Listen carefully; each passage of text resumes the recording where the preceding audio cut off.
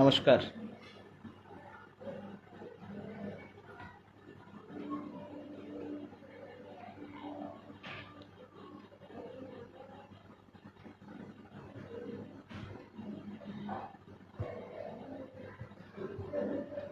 আমি লাইভটি শুরু করছি।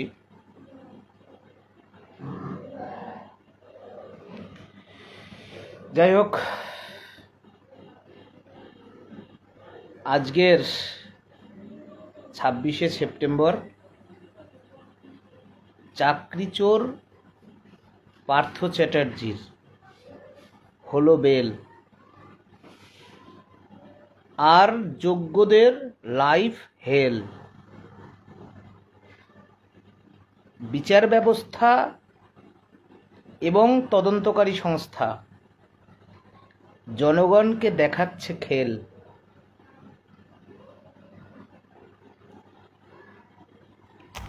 এটাই হচ্ছে আজকের আলোচনার মূল বিষয়বস্তু।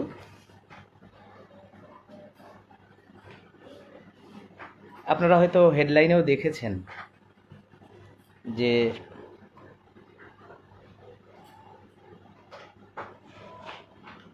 কি লিখেছি আমি। যাই হোক, একটা কথা দুবার আর রিপিট করছি না। আপনাদেরকে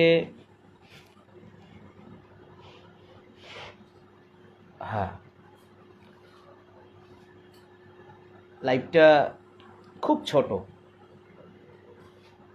আমাদের এসএসসি 2016 প্যানেলের চাকরিটা চুরি করলো কারা? মন্ত্রী পার্থ চ্যাটার্জি।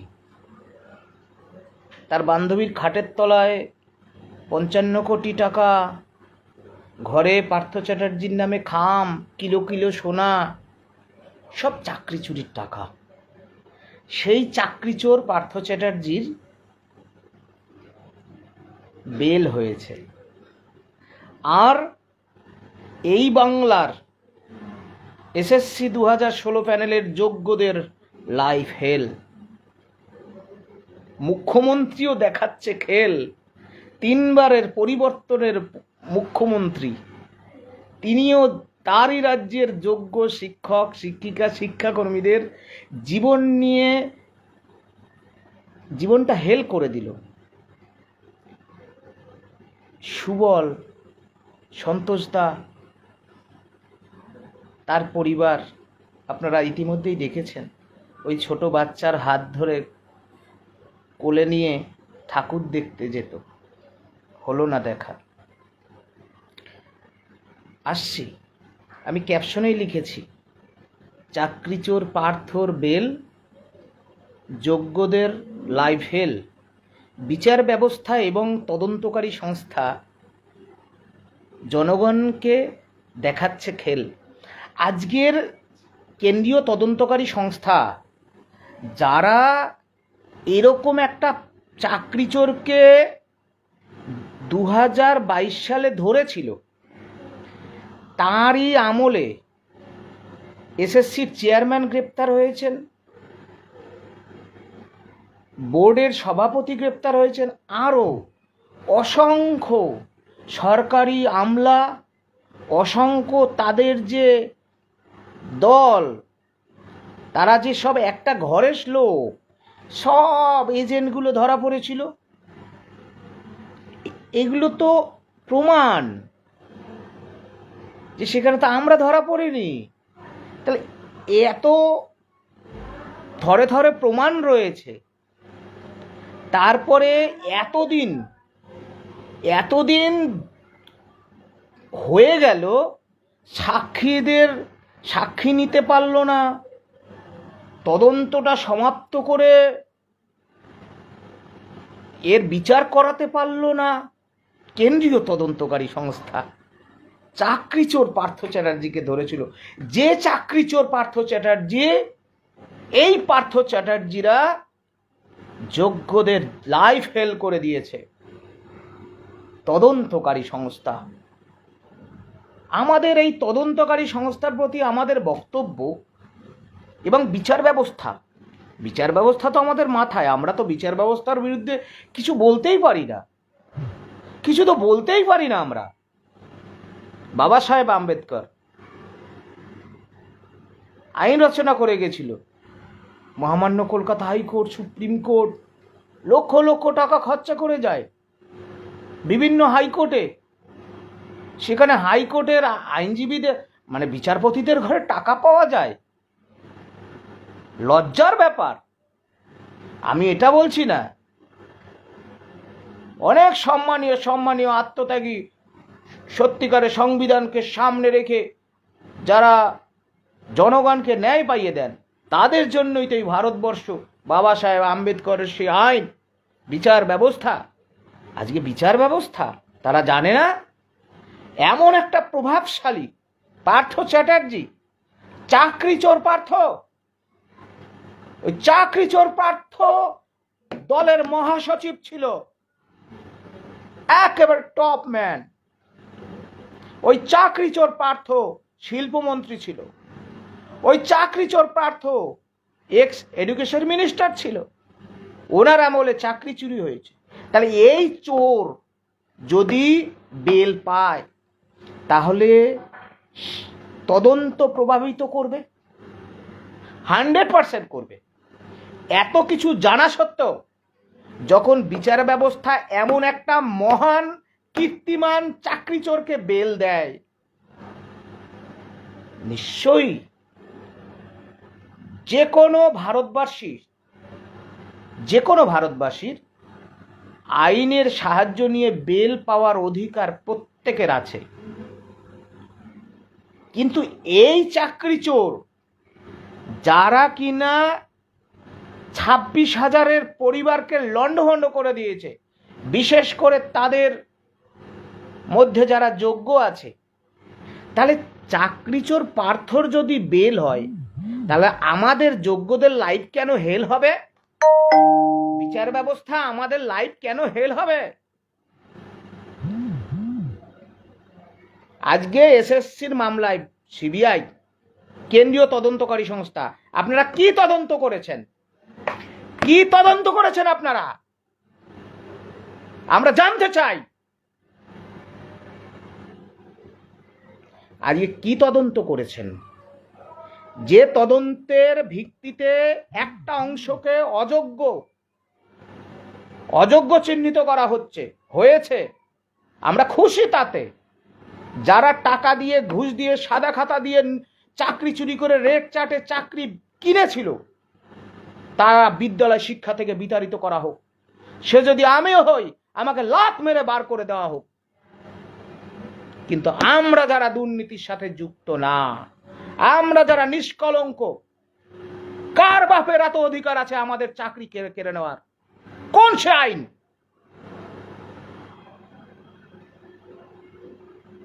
এই আইন বাবা সাহেব লেখেনি, এই আইন বাবা সাহেব রচনা করেনি। তাহলে বাবা সাহেব আম্বেদকর যে আইন রচনা করেছিল, সে আইন মানুষকে ন্যায় পাইয়ে দেওয়ার আইন ছিল। আজকে সিবিআই তদন্ত, কেন্দ্রীয় তদন্তকারী সংস্থা, মাননীয় প্রধানমন্ত্রীর দপ্তর, আমরা মাননীয় প্রধানমন্ত্রী দপ্তরকে চিঠি দিয়েছি, মাননীয় প্রধানমন্ত্রী দপ্তরকে আমরা চিঠি দিয়েছি যে আজকে সিবিআই তদন্ত কি সম্পূর্ণ? তাহলে সিবিআই তদন্ত সম্পূর্ণ হলো। সিবিআই তদন্ত, সিবিআই রিপোর্ট হোয়ার অ্যাজ অ্যাকসেপ্টেড, সিবিআই রিপোর্ট হোয়ার অ্যাজ অ্যাকসেপ্টেড। যদি অ্যাকসেপ্টেড হয়, কারা যোগ্য, কারা অযোগ্য, কারা সাদা খাতা দিল, ওএমআর ম্যানিপুলেশন করলো, তাহলে supreme court they can exercise their extreme power. Supreme court, তারপর আর যাওয়ার জায়গা থাকে না মানুষের। আপনি রায়ে লিখছেন, খুব দুঃখ হবে, যন্ত্রণা হবে, আমার চিতার উপরে ঘাস জন্মাবে, সুবল মরে গেছে, সন্তোষ দা চলে গেছে, প্রশান্তর চিতায় ঘাস উঠে গেছে 1.5 ফুট, উজ্জ্বল দা মরে গেছে। আপনি জানেন আমি মরবো, জানেন আমার পরিবার বানের জলে ভেসে যাবে। আহারে, তোমাদের জন্য খুব কষ্ট হচ্ছে, জেনেও আমি তোমাদের এই রায় দিলাম। আর যারা চাকরিটা চুরি করেছে, কি ব্যবস্থা নেওয়া হয়েছে? কি ব্যবস্থা নিয়েছে সুপ্রিম কোর্ট? সুপ্রিম কোর্ট আরজি কর মামলায় সুমোটো অ্যাকশন নিয়ে মামলাটাকে নিয়েছিল। তখন মাননীয় ডিওয়াই চন্দ্রচূড় ছিলেন। আরজিকর কেসে তা সুপ্রিম কোর্ট কে সুমোটো অ্যাকশন নিচ্ছে? সুপ্রিম কোর্ট কেন চাকরি চোরদের বিরুদ্ধে ব্যবস্থা নিচ্ছে না? সুপ্রিম কোর্ট তো বলছে তোমরা চাকরি চুরি করেছো, board, SSC, government of West Bengal. কে ব্যবস্থা নিয়েছে? Supreme court. আর সুপ্রিম কোর্ট আমাদের মাথায়, কারণ একজন বিচারপতিকে দিয়ে তো আর ভারতবর্ষ চলে না।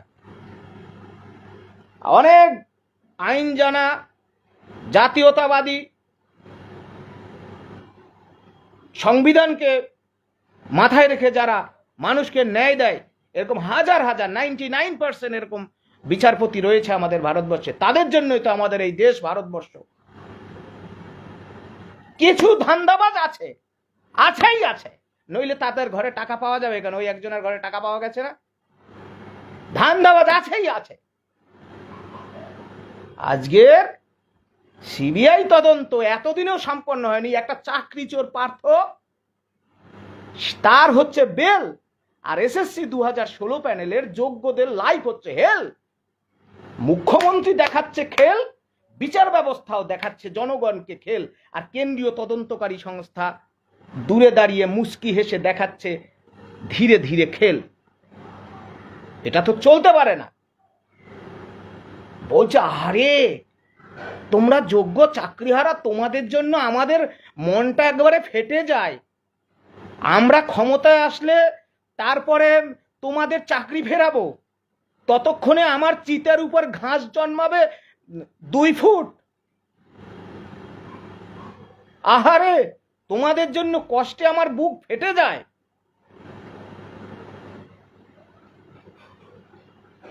আমরা বলতে চাই এই দুর্নীতির বিরুদ্ধে নেপোলিয়ান, ক্ষুদিরাম, নেতাজি সুভাষচন্দ্র বসু, শহীদ ভগৎ সিং, মাতঙ্গিনী হাজরারা, যত জ্ঞানীগুণী রয়েছেন, স্বামী বিবেকানন্দ, মহাত্মা গান্ধী, বিভিন্ন আন্দোলনের কৌশল নিয়ে আমরা ফের রাস্তার আন্দোলনে নামব। ফের এই দুর্নীতির বিরুদ্ধে পরিবর্তনের আন্দোলনে আমরা নামব। পরিবর্তনের আন্দোলনে নামবো। এই দুর্নীতির পরিবর্তন মানে দুর্নীতি মুছে ফেলো দুর্নীতি।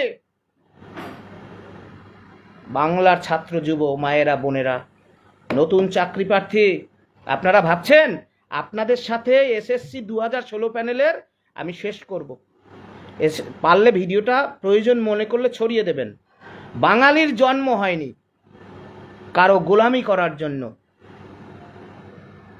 বাঁচতে হলে বাঁচার মতো বাঁচুন, আর মরতে হলে মরে যান। বারবার মরার থেকে আমি বলছি, বিড়ালের মতো 1000 দিন বেঁচে থাকার থেকে সিংহের মতো একদিন গর্জন করে বেঁচে থাকুন বাঙালি। দেখা চোখে একটা দুর্নীতি, একটা চাকরি চুরি হয়েছে, একটা চাকরি চোর পার্থর বেল হচ্ছে, সেখানে বিচার ব্যবস্থা খেল দেখাচ্ছে, সেখানে সিবিআই খেল দেখাচ্ছে। হ্যাঁ, মুখ্যমন্ত্রী। যাই হোক, আমি লাইভটি শেষ করছি। যাই হোক, আমরা বলতে চাই দুর্নীতি মুছে ফেলো দুর্নীতি। পশ্চিমবাংলার যত প্রতিবাদী নাগরিক সমাজ, যত মঞ্চ আছে, যত জাতীয়তাবাদী মঞ্চ আছে, যত যে কোনো মঞ্চ আছে, যত প্রতিবাদী মঞ্চ, পরিষ্কার কথা,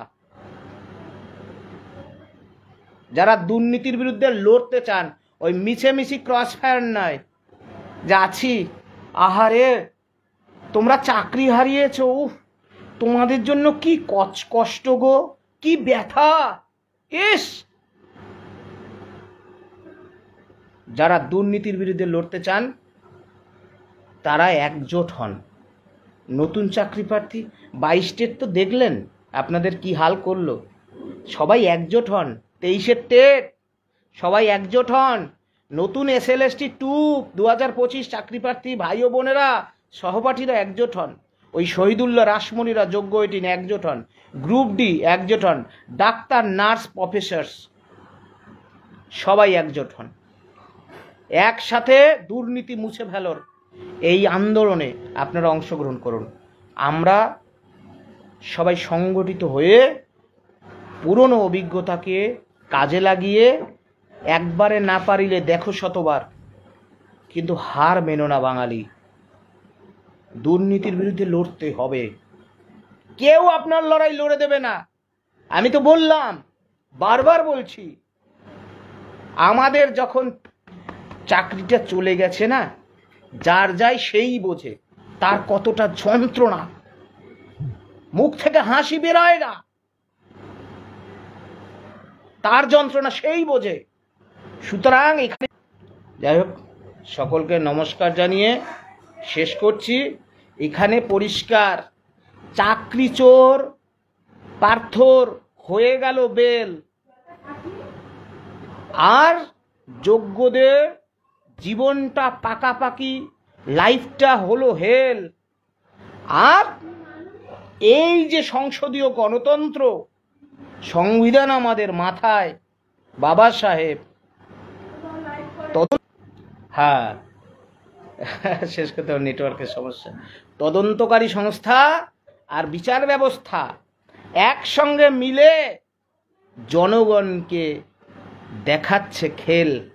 পরিশেষে বিচার ব্যবস্থার প্রতি সম্পূর্ণ আস্থা রেখে বলছি, আমরা জনগণ, আমরা সাধারণ মানুষ লক্ষ লক্ষ টাকা খরচা করে বিচার ব্যবস্থায়, আইন, কোর্ট, আদালতে যায়, হ্যাঁ কোর্টে যায় বিচার পাবেন বলে।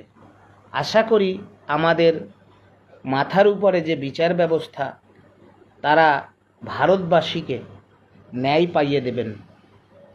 হ্যাঁ, আর আমরা যারা নির্দোষ নিষ্কলঙ্ক, আজকেও সুপ্রিম কোর্টে একজন চাকরি প্রার্থী, মানে চাকরি করতেন শিক্ষিকা, তার ক্যান্সার আক্রান্ত, তিনি বললেন, আমার এই কথাটা বলে আমি শেষ করি, আজকে সুপ্রিম কোর্টে একটা মামলা চলছে, এই কথাটা বলে আমি শেষ করছি। সুপ্রিম কোর্টে একটা মামলা চলছিল, আমাদের এসএসসি 2016 প্যানেলের যোগ্য শিক্ষিকা, তিনি ক্যান্সার আক্রান্তা। তিনি বললেন যে আমি এখন যে অযোগ্য তালিকা বেরিয়েছে, সেই তালিকায় আমার নাম নেই, আর আপনি মহামান্য সুপ্রিম কোর্ট আমাকে অযোগ্য বলতে পারেননি। হ্যাঁ, তাহলে আমাকে আপনি আমার চাকরিটা ফিরিয়ে দিন। বলে না, মামলার নতুন করে রিওপেন করা সম্ভব নয়। কেন সম্ভব নয়? কেন সম্ভব নয়? যোগ্যদের চাকরি, হ্যাঁ, এই রায়টা মাননীয় বিচারপতিদের ক্ষেত্রে তাদের বিচার করবে কে? আমরা সাধারণ মানুষ, হ্যাঁ, আমরা সাধারণ মানুষ পথে পথে ঘুরে বেড়াই, আমাদের এই বিচার হলো, হ্যাঁ, এই বিচারটা যদি তাদের হতো, কে করবে আপনার বিচার? আশা করি ভারতবর্ষের মানুষ ন্যায় বিচার পাবে। ন্যায় বিচারের আশায় মানুষ কোর্টে যায়, আমরা সম্পূর্ণ আস্থা রাখি। তাই শেষ করছি, হ্যাঁ, অনেক নেটওয়ার্কের সমস্যা, শেষ করছি। ভালো থাকুন, লড়াইয়ে থাকুন, পুজোর পরই সবাইকে সংগঠিত করে দেখুন। দুর্নীতির বিরুদ্ধে যদি লড়তে চান, নিজেদের হাঁটুর জোরে, যারা প্রতিবাদী মানুষ, নিজেদের হাঁটুর জোরে লড়ুন, কারো ভরসায় নয়, কারো ভরসায় নয়, শুধু কেবলমাত্র আগামী, হ্যাঁ, মানে যেভাবে শুরু হয়েছে আর বলা যাবে না। একটা কথা বলি, মানে একটা কথা শুনেছি, আমি তো মরেই যাব, রেখে যাব সবই।